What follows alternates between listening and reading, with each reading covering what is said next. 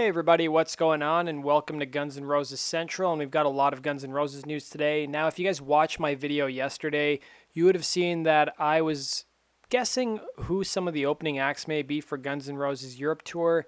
And it looks like Guns N' Roses have officially released all the opening acts as part of their upcoming Europe Tour. So let's go through the opening acts.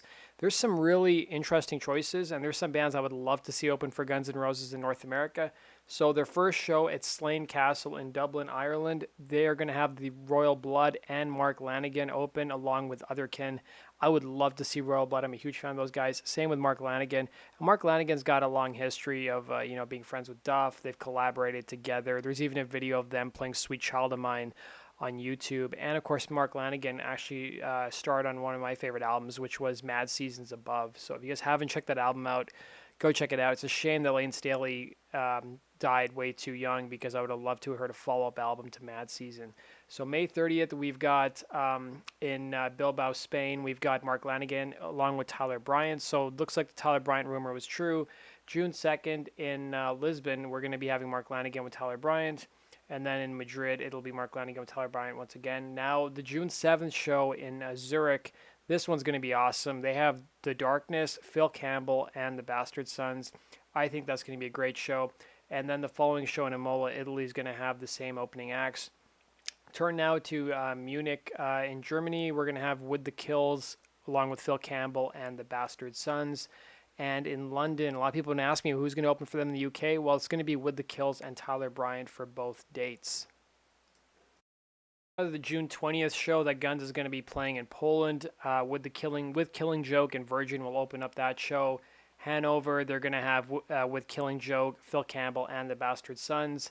Now in Belgium, June 24th, we already knew who's going to open, but it's going to be the Pretenders, Wolfmother, Channel Zero, and Fleddy Melkily, which apparently is not a Queen cover band.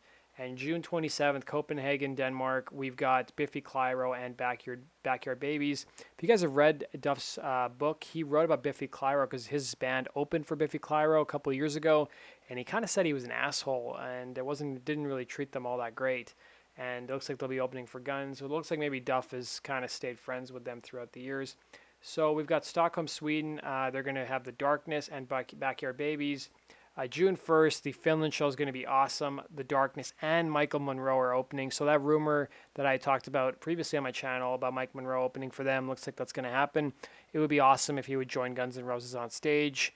Maybe they'll play a Hanoi Rock song or maybe one of his solo songs. But I would love to see them play Ain't It Fun live. They've never played that song live, and that's honestly my favorite song off the Spaghetti Incident. Turning now to Prague, Czech Republic. Biffy Clyro is going to be the only opener. And then July 7th in Paris, France, along with Paris, France, we'll have Biffy Clyro and Tyler Bryant. And then in Vienna, Austria, Wolfmother and Tyler Bryant. And then Guns N' Roses will finish off their Europe tour in the Netherlands. Biffy Clyro and Tyler Bryant will once again open up.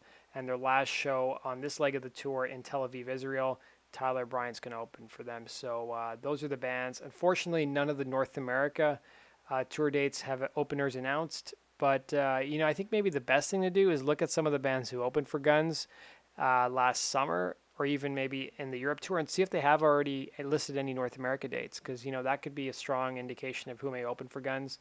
I wonder if they're going to go out with The Cult or Alice in Chains again. So let me know your guys' thoughts about the openers. Which shows are you guys going to? I know some of you guys are going to the May 27th show. Some of you guys are going to the UK show. Some of you guys are going to the Netherlands show. Personally, I would love to see either Wolfmother, I'd love to see Royal Blood, The Darkness, or Michael Monroe. The other bands I'm not too familiar with. I mean, I know the Pretenders, but some of the other ones I'm not too familiar with. And then we got some AC/DC news. So I don't know if you guys are subscribed to Kai Smith's channel. I love watching drumming videos, and his channel's amazing. He does like full medleys of like an entire band's discography. And he just put up a new video today of him playing through basically every AC/DC song on drums, along with his friend who's playing on guitar. And they actually do it at like a power plant. And it's really cool. I think he's originally from Australia, but he's got a bunch of great medleys. He does like Green Day, Foo Fighters, Blink-182, The Beatles. And he's always adding new medleys. So I hope one day he does Guns N' Roses. But I've linked to the video down below. You guys definitely should check it out. Let's go into our next piece of news.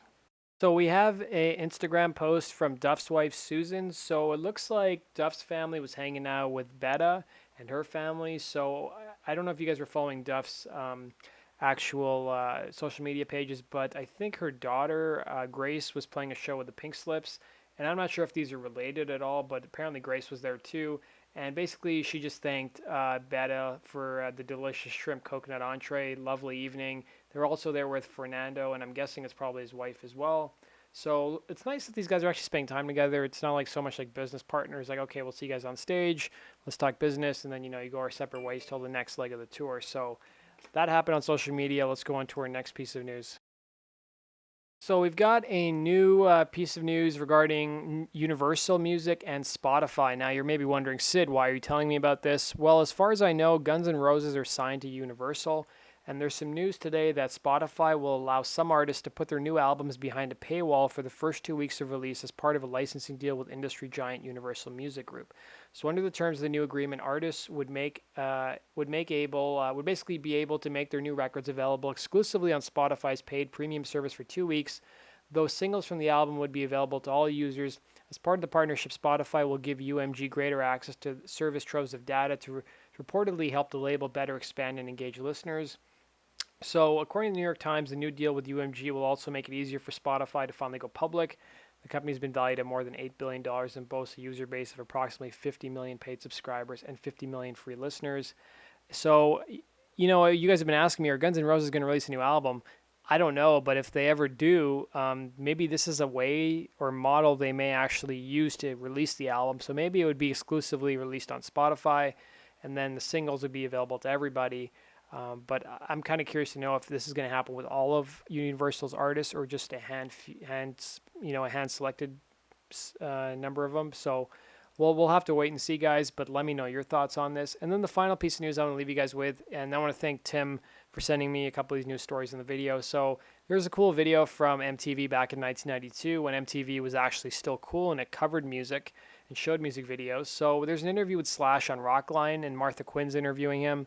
And it was, I think, around the time, I don't know if it was April of 1992 or maybe it was around June of 92.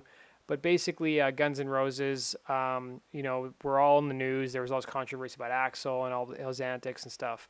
And basically Slash let it be revealed in the video that they were filming the video for November Rain coming up.